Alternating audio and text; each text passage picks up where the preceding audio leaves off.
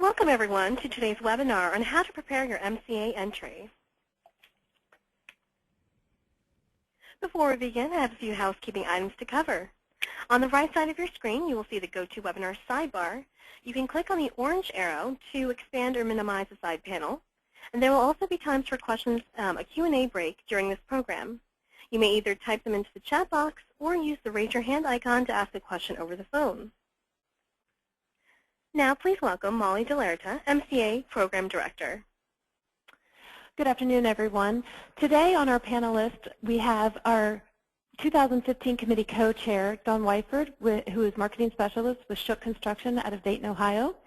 Also co-chairing this year's event is Ryan Konst, who is vice president with Schaefer in Columbus, Ohio.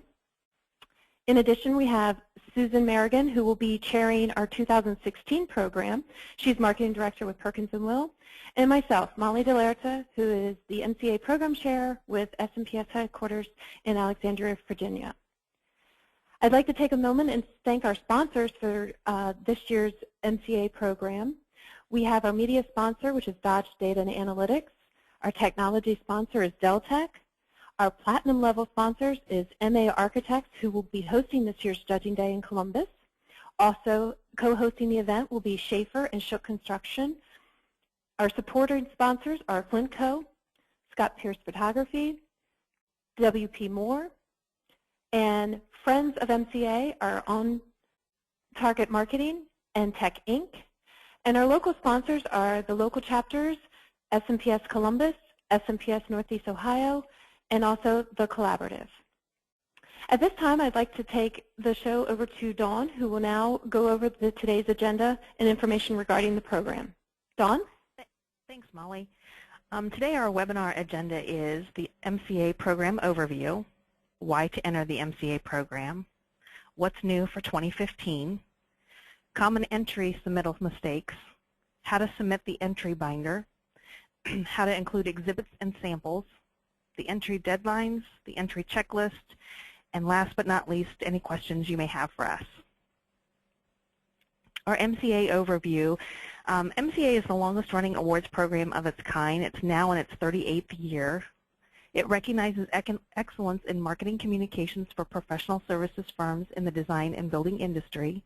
We have 21 categories this year, and all the details can be found on www.smps.org under MCA. A Judging Day Overview it's a day-long event that is done in person.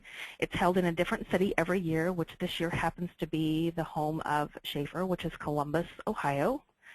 And we're looking forward to having everyone there. The jury is unique every year. It's a jury pool that is made up of local clients, service providers, senior level SMPS members. Each category is judged by at least 3 jurors, and it's reviewed by the individual team jurors, and then they come together and collaborate on a final score. The top 5 reasons to enter the MCA competition is that MCA recognizes excellence in marketing communications in the design and building industry, and it offers you and your firm recognition and visibility in the AEC community, expert feedback on your marketing projects, inspiration for future campaigns, competitive intelligence on AEC marketing best practices, national media attention, and a bonus is the enhancement of your personal brand as a Marcom professional. As you can see, we have 21 entry categories. Some of the large category judging that we need to complete is the holiday piece, website. Some of the smaller ones are social media, trade show marketing, and book and monograph. All those can be found on the website, as well as the definitions for each one of those. The top 6 most common entry errors are forgetting to include your printout of the entry invoice in a plastic sleeve of the binder, putting multiple entries all in one binder. Each entry needs to go in a binder of its own. Forgetting to test the web links or URLs because those are used on Judging Day, including copies of the PDFs of printed materials. The jurors need only the actual printed pieces that were printed for mailing or distribution. Omitting required information from the clarification statement, and you want to make sure that you read that clarification statement and follow it very well. Submitting the clarification statement that exceeds 2 pages is also a common error. Molly, back to you. Okay, for this year, for the 2015 program year, we have a new online entry registration process that I wanted to go over with you. Basically, what we've done is we've taken the old print form and we've put it online to basically streamline the entry process, hopefully making it easier for you to enter. Right now, you see on your screen the home page of entering. The URL at the top, smps.org/MCA entry, will take you directly to this page. If you have not entered, if you have not registered yet, what you will do is click here and register and enter, which is just basically putting in your email address and creating a password and a few detailed contact information. Once you do that, the good news is you will be able to then duplicate your information, your contact information, for any additional entries. If you're only entering one, then no worries. If you have multiple entries, you actually will be able to copy and duplicate that information and then just update a few items that I'll go over in a minute. So the first page is the, once you have entered your information, it will then automatically populate the next thing, which is the actual application, and your contact information will be filled out. And then a little bit further down, one of the questions is regarding your small firm qualification. You are able to access this information on the website. We have a whole web page dedicated to the SBA chart that you can refer to find out whether or not you qualify for the small firm.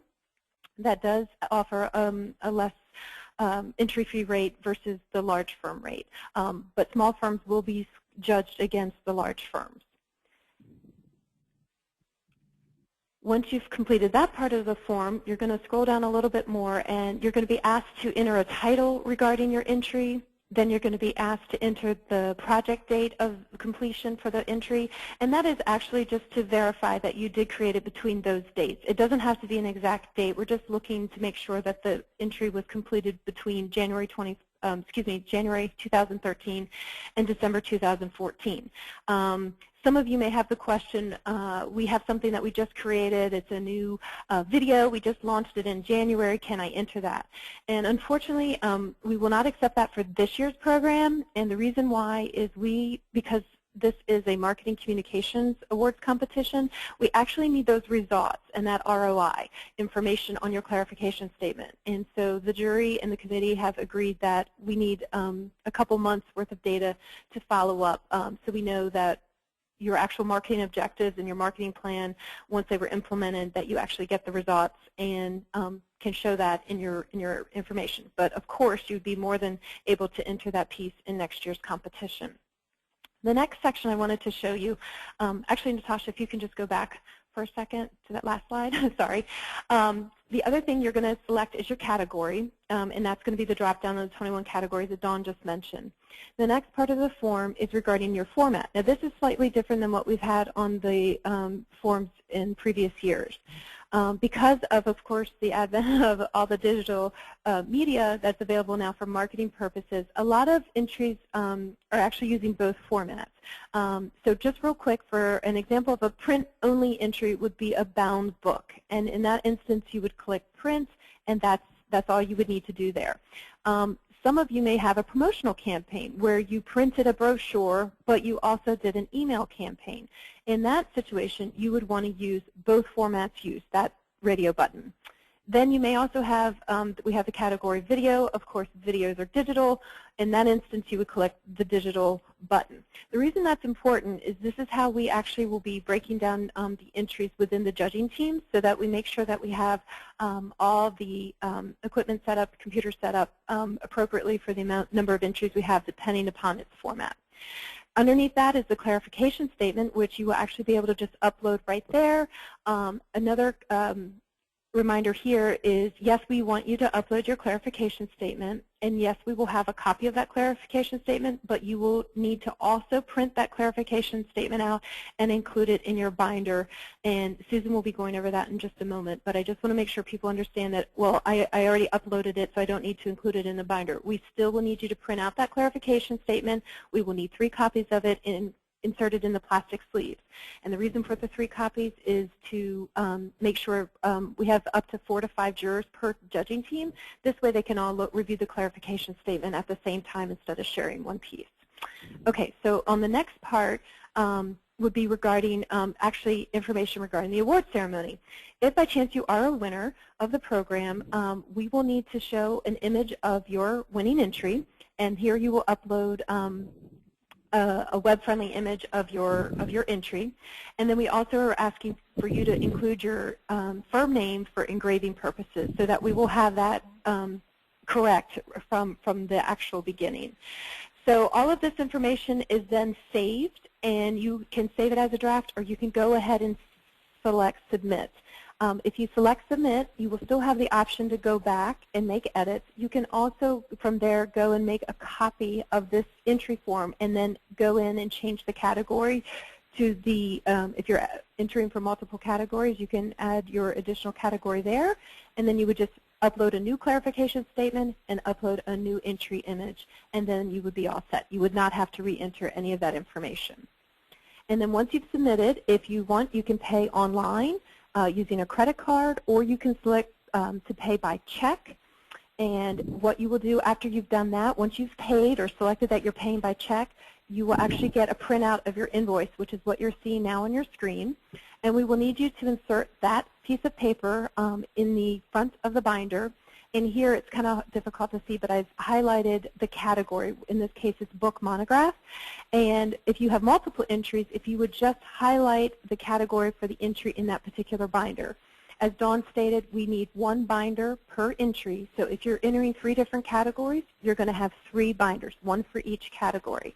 And you would highlight the corresponding category on that invoice to the binder that has it. Because you're going to have the same invoice for all 3 binders, you're just going to specify which category for that binder. And then on the inside, if you did pay by check, you would then insert the actual check inside the binder, and along with a copy of that invoice, just so we can keep that together, because that will be removed prior to judging. And also, there would be no credit card information on that invoice, just for those of you that are concerned as far as for security reasons, that information is not on the invoice form. It literally is just your contact information, what category you entered, and the method of payment, and that is it. So now I'm going to turn it over to Susan, who's going to go through the binder as far as what we're looking for inside the actual submission. Susan? Thank you, Molly. This is Susan Merrigan with Perkins & Well, and let's look at what we're going to start off with here. First, you need to do with the table of contents, just listing the clarification statement, and then listing your exhibits or samples. So once you know exactly what you're putting in, obviously you guys know what to do. List those all out, give us the page numbers. Print it off, and you're going to put that in one of these plastic sleeves and insert it into the binder. Here's an example of, a nicely branded table of contents from a previous year that you can see that you can be creative with it. It doesn't have to be something boring. Next. So the clarification statement. We have examples of previous statements that are actually on mysmps.org. You can go to this link and see the past examples, and you'll also see the full submittal requirements. It's going to give you an outline of what you really need to put on those 2 pages. And so in your 2-page clarification statement, you're going to hit 4 things. It's your marketing objective, the content, the results, and then the budget and cost data. So it's really important that you hit all 4 of those things. Because when you go to the judging criteria, we're going to go down this list and actually see, do you have all those things there? Did you hit the objective? What was your messaging and deliverable? And what were your results? Results is really key, and this is where people sometimes fall down in not including really your ROI. Now, you'll say sometimes, well, it's really hard to figure that out. Well, do the best you can. Say, we got so many click-throughs on this, and we think that, we surmise that with that, more traffic, X, Y, and Z happened. Just try to quantify as best you can. And then after finishing your 2 pages, again, you can format this pretty much however much you want. It just has to stay on those 2 pages. print them out, and you're going to put them back to back and insert it into a plastic sleeve, and you'll do that 3 times. So we'll have 3 copies in there that when we're judging, we can pull them out and pass it around.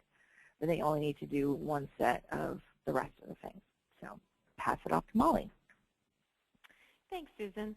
And this is just a real quick snapshot of the life cycle of your entry. Because we know you guys put a lot of time and effort into these entries, we want to make sure you guys understand why we're making this process and what the purpose is of how the entries are actually used. So once you've actually put your information, your sample pieces, which Ryan will be going over in just a second, once you've put that all together and you send it to the National Headquarter Office, we will then go through the entry to make sure everything is accounted for. We then actually get them all boxed up, and this time we'll be shipping them to MA Architect's office in Columbus, because that's where the jurors will actually be physically judging the entries.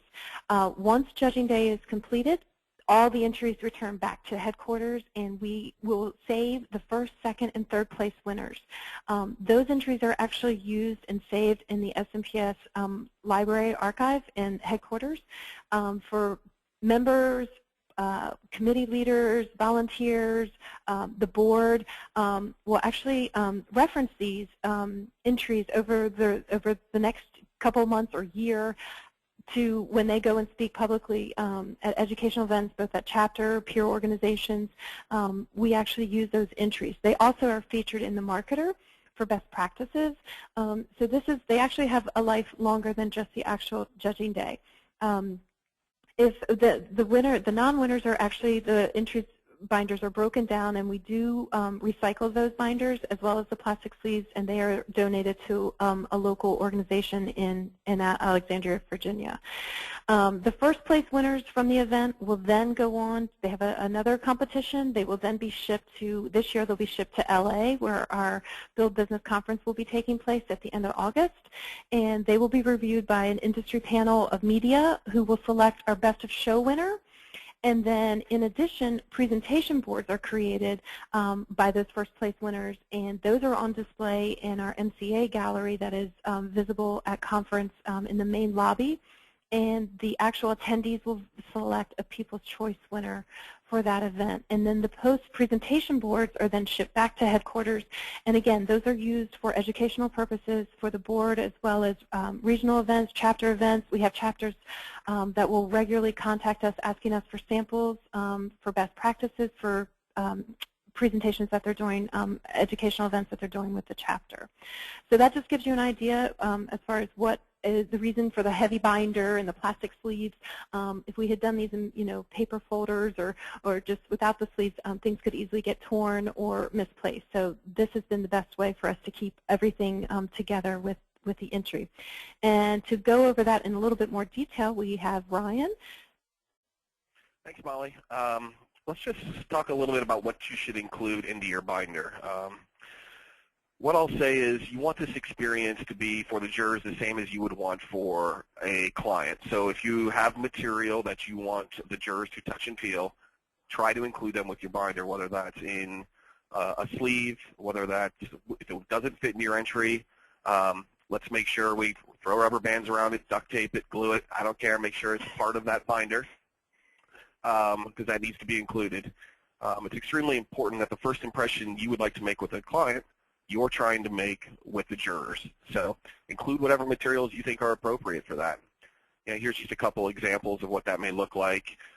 Here's another way to do it. You can photograph some of these materials, put it into a single picture. The corporate identity was probably what this one was, is a good example to show your materials. But if you want somebody to actually lay your hands on it, include that into your binder, into one of those sleeves, or as we showed previously. There's also another example here of a PowerPoint. Here's a way to kind of show those slides. Print it out, put it into graphic, put it into those binders, put it into those sleeves. You can do it per page if you'd like, or you can do something like this that illustrates what the PowerPoint was all about. So MCA deadlines. The early bird deadline, March 2nd. Please postmark your entry by this date, and you'll have a discount. The final deadline is March 16th. Must be delivered. This is important. Must be delivered to the SMPS headquarters by this date. Here's some additional checklist items. Think about your firm's most effective marketing projects. Be certain that your projects that you enter are completed between January 2013 and December 2014, and that you have had the time to gather the appropriate results and include into your entry and clarification statement. Determine into which category your project fits. If you're unclear about where exactly to put it, please reach out to SMPS headquarters. Molly would be happy to help.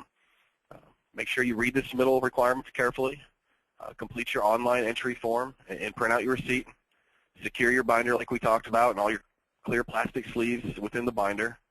And then insert your entry form receipt into the binder cover. Extremely important. Highlighting also which category you're entering. So prepare the table of contents and insert it in the binder. Write your clarification statement. Make sure you proofread it.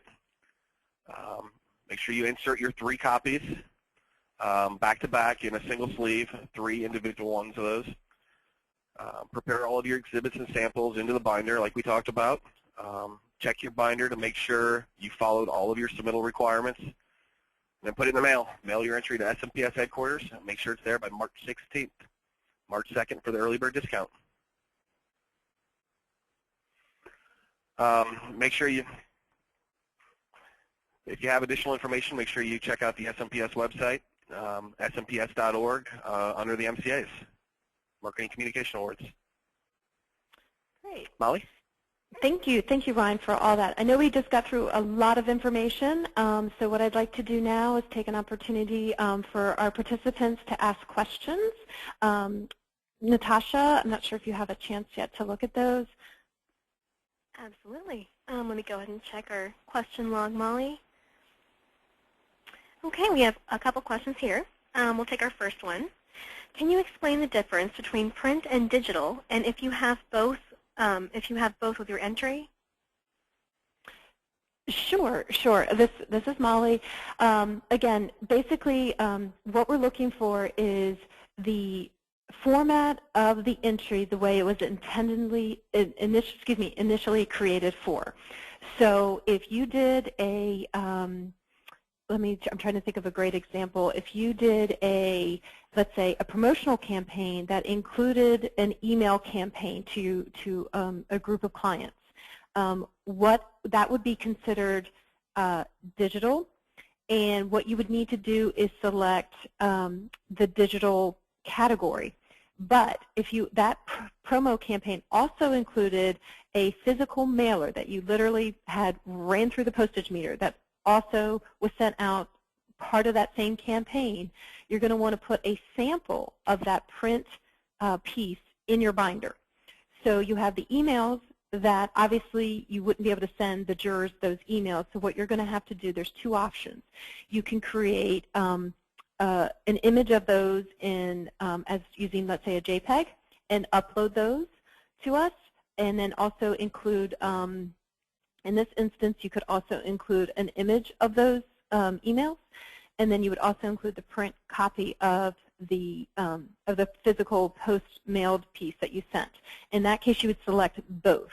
The digital categories are going to be your website, social media, video, but over the years, we've also had holiday pieces. A lot of people send holiday pieces out as an email or as a cute video. If that's the case, we need that video loaded to the internet using YouTube or Vimeo, one of the video hosting, and you need a URL, and you need to include that URL so that the jurors can go and actually view the video online. Okay, great. We'll take our next question.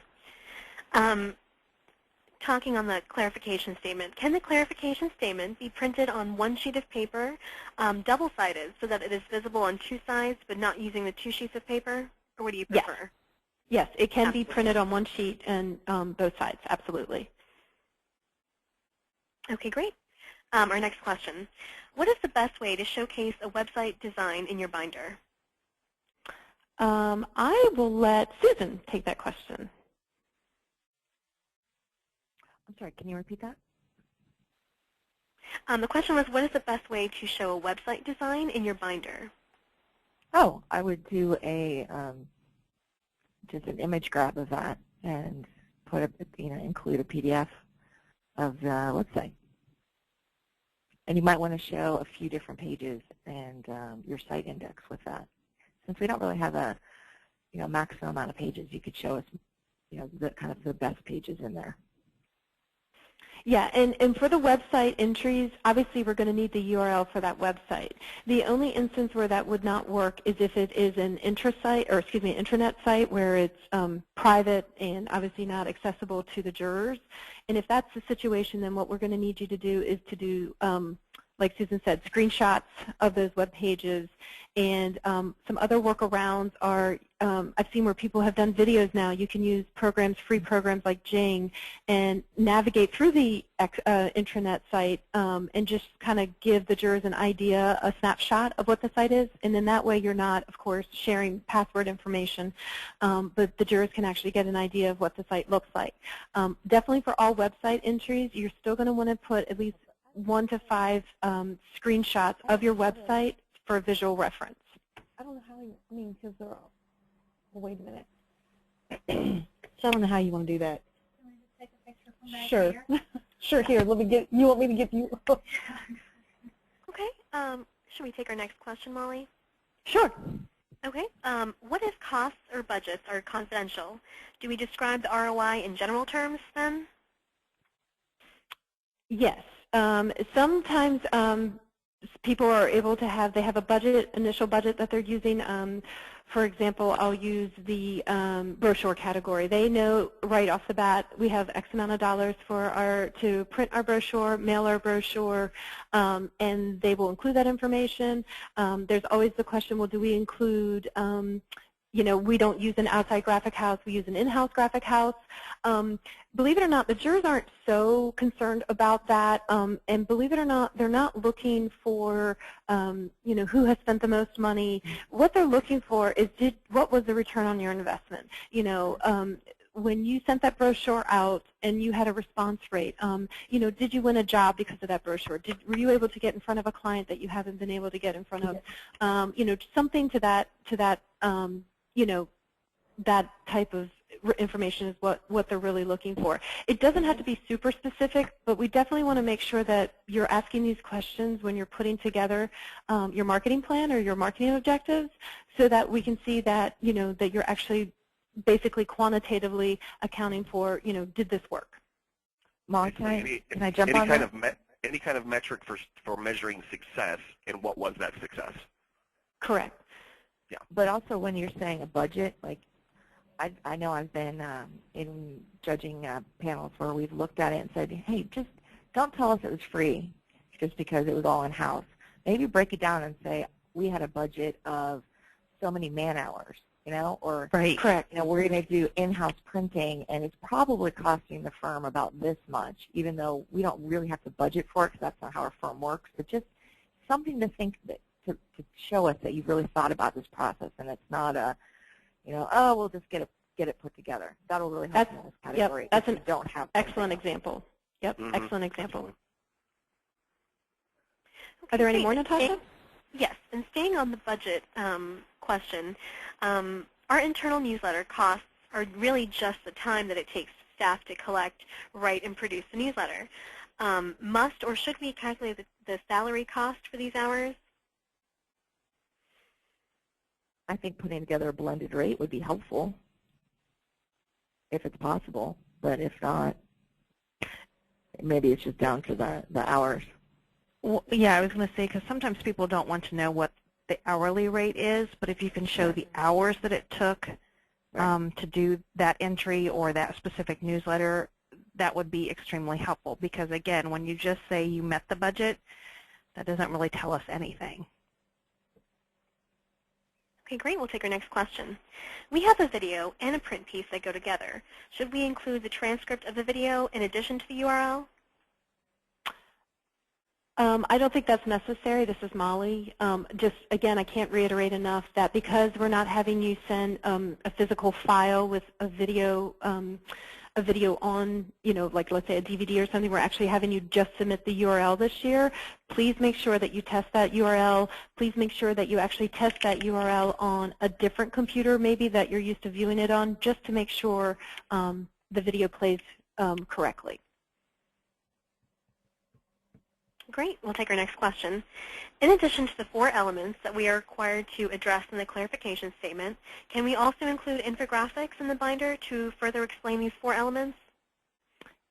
I'm going to say yes. I can also ask Ryan and Dawn and Susan, but I always say the more data, the more information that you can reflect or help the jurors understand what you did, your objectives, your deliverables, your results, the quicker you can do that, and if you can do that in an infographic, I'd say absolutely. I would agree with that. And that would, this is another question we've gotten. Does that count towards the 2-page limit for the clarification statement? And my answer is no. You're still going to have to answer those questions on the clarification statement, but you can always say, please see exhibits and look and go under the exhibit tab, and you can put that additional information there. And you are more than welcome to put as much information supporting your effort there. Right, and that's the key, is supporting it. It can't be something like a a set aside, a set alone document that we have to then go to. If it's not in some way summarized in a sentence or something of what you're showing us, then that doesn't help. We have to judge what's on that 2 pages. Does that make sense, Molly? Mm-hmm. Yep. And I think the easier that you can make it for the jurors, because it's a day-long judging event, so it takes all day to go through the entries. So the easier you can make things to find and see and remember, the better off you are. Yes, and I actually get that question often. Should I do a narrative for my clarification statement, or can I just do bullets? Absolutely do bullets, because just to reiterate, the jurors are looking at quite a volume of information. They don't just look at the piece and go, oh, this is pretty, let's give it first place. They literally spend a majority of their time with those clarification statements. So the easier they can get to that information, and the more formatted it is as far as being able to, readability, legibility, please make sure you do that. Okay, great. We'll take our next question. For corporate identity category submission, would you recommend including a sample of the old brand identity? I'm going to say yes. And also that also can apply to magazine, the newsletters. A lot of times there's entries that have been done over a few years at a particular firm, and they've gone in and done a rebranding or a redesign. And I think it's always helpful to the jurors to see a before and after. Not required, but definitely helpful. Great. We have a question from someone submitting a blog. In terms of outside testimonials, would comments posted on Facebook when the link was posted, would they be count? I'm going to say yes, and I realize each year this stuff evolves, so we're trying to keep up with the current trends. If you have someone posting something on Twitter, LinkedIn, Facebook, as long as it's relative to what your entry is about, such as the launch of something or the publish, maybe a video that's just been put out or a new web design, if you have any comments or testimonials from any of those social media outlets, absolutely feel free to take a screenshot of those and include those in your results section of the binder. And again, those would be something that you would reference under results, and you would put those in under the exhibits. Okay, great. We'll take a couple more questions. How do you measure success? For example, if you want to submit a YouTube video you did and then you are showing, how many views have you got? Can you show? And if so, how many is a good number to enter?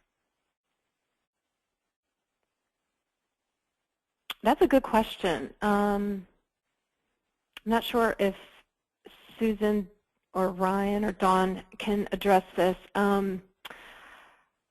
I would think I think what I would do is base it on, under your marketing objectives, who your intended audience is. If you send out this to your entire client base, what that number is, and then you see and take a look and see what your views are, that would be, I think, somewhat of a good metric for measuring that. Do you guys have anything else to add? I think you hit that Molly. Okay. I mean, if you're sending it out to 400 people and you have 2 hits, that's not very good. If you're sending it out to 400 people and you're having 350 hits, that's an excellent metric for a judge to see. Yeah, and YouTube and most of I was going to say they should also include like maybe what industry standard should be. Like you might say, well, usually you only get 10% of clicks, but we got 30% or whatever it may be. Just do a little research on that. That goes Correct. back to the ROI conversation and the metrics. That's extremely important information to provide.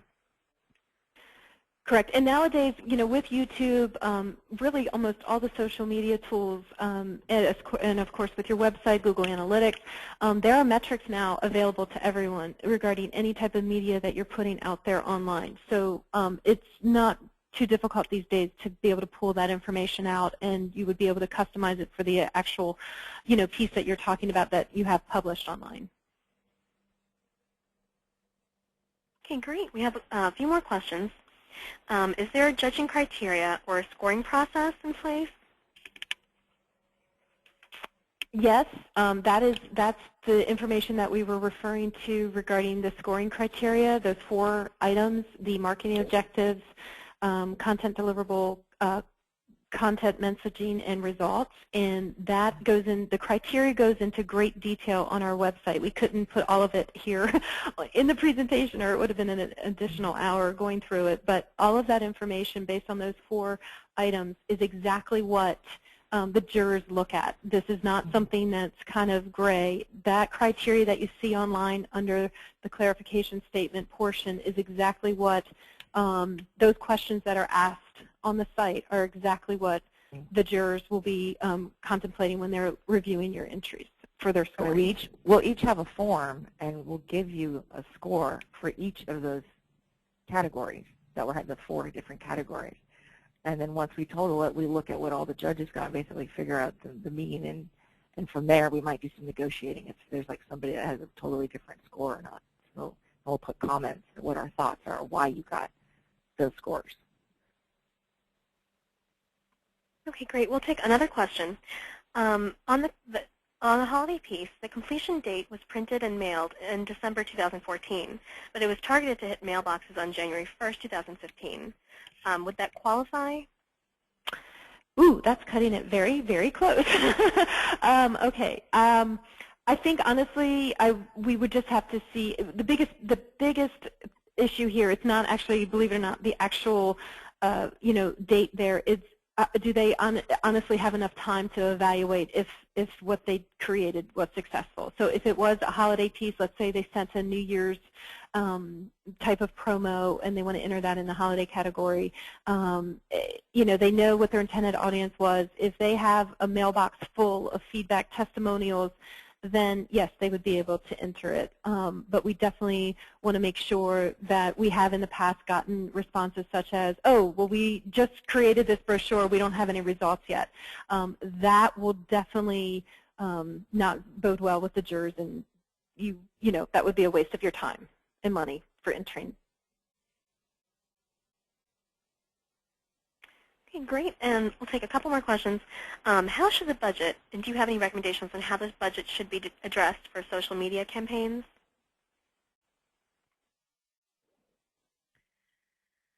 I mean, I think you could look at it a couple different ways. I mean, how much do you have something budgeted for a full-time person in the firm? Do you have, or do you have people in multiple offices doing it? I mean, you could probably do it as like, 1 FTE, or if it's amount of hours through the year, something like that would be my guess.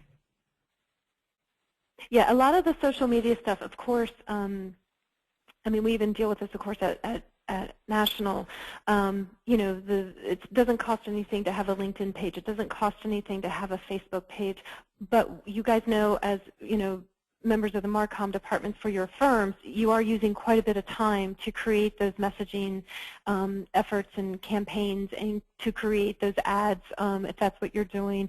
There should be at least some thought put in, if you're doing any type of social media work.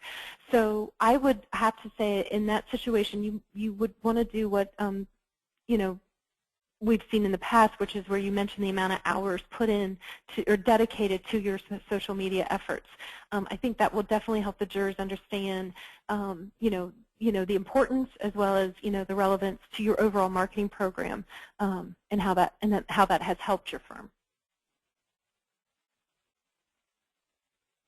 Great, thank you, Molly. And there are a couple questions on, are there examples of winning submittals available online?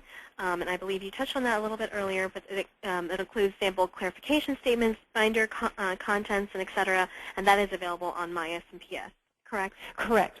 Yes, if you go to My SMPS, to the Marketing Resource Center, there is a folder for Marketing Communication Awards, and actually there is a samples folder.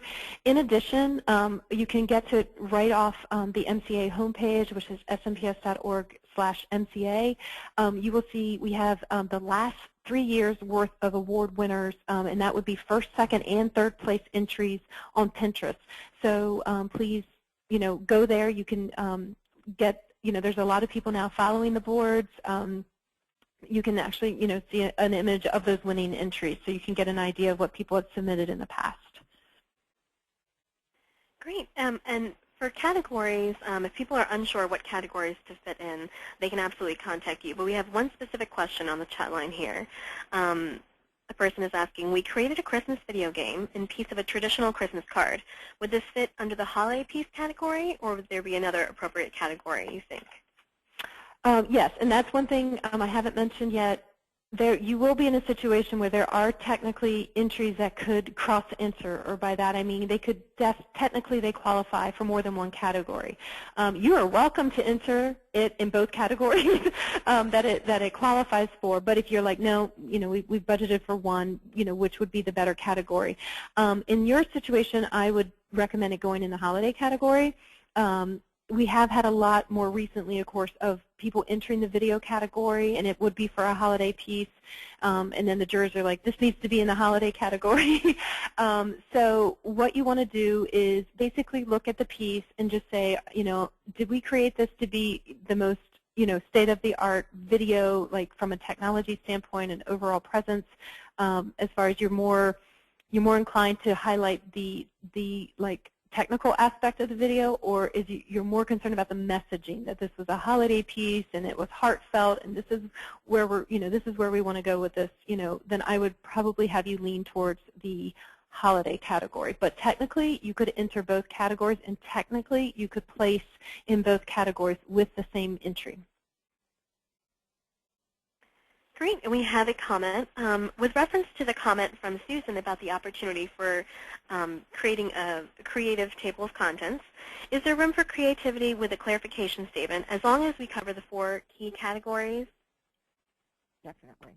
Definitely, yep. As long as it doesn't interfere with the readability of the information. Yeah. I mean, think of it like you would a proposal that you're submitting to a client. That's how we look at it, and make sure you proofread it, because everybody just starts circling any errors right there. But I did want to make one comment on the clarification statement, Molly, if I could. Sure. An example, just last year we saw a couple times where there were some really beautiful entries, and then the clarification statements were horrible. It was like it had been handed off to an intern or someone to write it up that didn't know anything about the project, didn't know what SMPS was, and they scored like almost 0.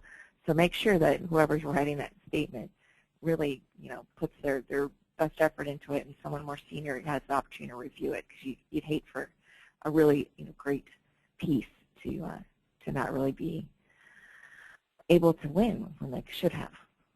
That's a very good point. Yeah, that really is an excellent point, and it's just something that actually unfortunately gets overlooked when people enter, because they see it's a marketing communications program. They're like, we have the best, book that's ever been put together, bound, beautiful photography. It's won all these design competitions, and then it enters our program. But our judges are literally looking for the thought process behind it, like why was this created from a marketing aspect, and that's where that whole metrics, ROI is important. So if you do have someone else on your team putting together the clarification statement. If you're the director or the manager, you want to make sure that you read that clarification statement and it truly reflects what was put into the piece that you're entering, just to make sure everyone's on the same page. Okay, great. We have another question. You mentioned expert feedback as an incentive to enter. Even if your entry does not win, will we still receive the feedback? Yes, that's a very good question. This year, all the scoring, we're going to be using an online scoring format for the judges will. So all the scores will be tabulated, and we do have a comments area that judges can just enter comments, just feedback. We try very, very hard to make sure it's positive feedback and that it's, helpful. We're not in here, we're really trying to help people and understand what worked, what didn't work, so that, of course, they can improve upon it. Everyone will receive their score sheet and evaluation, so you can see exactly how you scored for each section. And, of course, you would also receive any comments that were included from the jurors. Great. We have a specific question on the internal newsletter category. There is a note that says that if the newsletter was being used for employee retention purposes, enter it into the recruitment retention category. The question is, of course, it is being used for that, but not solely. Should I be concerned about referencing that in the clarification statement? It's probably used 50-50 for retention or just internal communication. I think they actually answered that. By just referencing that it's used for both, then the jurors will understand, why it has been entered into the internal category. And yes, that would be one of the situations where it could technically go into both categories. But as long as they reference that, they want to make sure that, the people entering, understand the category that it's going to be judged in. So if they clarify that in their clarification statement, then that's no problem. Great, thanks, Molly. A question on the holiday mailing. What would be a good metric for a holiday mailing piece?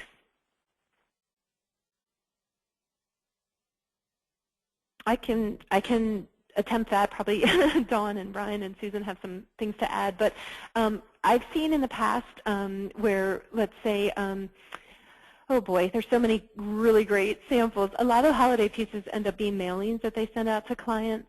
And just also colleagues and vendors, and really neat. A lot of times they're very staff-oriented as far as incorporating things from the staff. So they send this out, and of course no one is expecting, technically, a business win out of this. But believe it or not, in the past we've seen people including testimonials, mostly email testimonials. There have been some that have actually handwritten. Some have left voicemails, and they've actually quoted the voicemails. A lot of times it's been internal feedback from the staff, like, thanks so much, our marketing department put this amazing piece together, and I was at a such and such event, and this potential client came up and said they received it and how much they enjoyed it. Believe it or not, just personal touches like that really help the jurors understand the depth of your piece and how much it penetrated, and the fact that you tried to go out and get feedback, even if it's a matter of you interviewing your principals and leaders at your own firm and what their thoughts were and what feedback they've gotten, because you guys may not personally have gotten that information, but someone at your firm may have. And a lot of times, believe it or not, there are doors that have been opened because of a holiday piece. And if there's something you can track down, even if in your mind you think it's small, it actually states a lot about the piece and, the overall effort of getting your firm's name out there. And if you did it using a holiday piece, then there's nothing wrong with that. Okay, great. We'll just go ahead and wrap it up pretty quickly. We'll just take one more question. When will the winners be announced? Good question. The winners, the actual Judging Day event this year will be taking place on April 25th. We will have to, of course, get results tabulated and make sure that everything is organized on the back end by the time we get things shipped back to headquarters. So I am estimating that winners would be notified by the end of May. So I'm hoping to get the announcements out within 2 weeks of judging, which would be the quickest turnaround we've had yet. But my goal would be to have those done by the end of May and out to everyone. And they will be emailed to the email address that is set up, whoever set the account up or registered the entry, that is where the results would be sent to. Sounds great. And we have several comments. Is this presentation being recorded, and when will it be available to view afterwards along with the slideshow? Yes. Yes, it is being recorded, and we are going to have the link available on the MCA homepage, so you would be able to download it and, of course, listen to it at your leisure. And I'm sorry, what was the other question? Will the slideshow be available? We'll have the whole presentation recorded all together. Correct. As a video file, so that'll be good. We can go ahead and reference this as well. Okay, Molly, I'll go ahead and turn it back over to you. Yes, just again, here's my contact information, my email address, my phone number, and honestly, it's no problem no matter what the question is. If you would just contact me directly, I'd be more than happy to review your question and answer anything that I can to help you with it. I cannot stress enough that all of the information regarding the criteria and submittal requirements is on the website. We've hidden nothing. So if you do have any questions or you're not sure about something, I can't stress enough to go back, read those category definitions, and read that submittal requirement page that includes the clarification statement outline, and you have everything available to you. And if you have any confusion or questions, just feel free to reach me. And I think that's all we have for today. I really appreciate everyone's time, and best of luck. Thank you, everyone.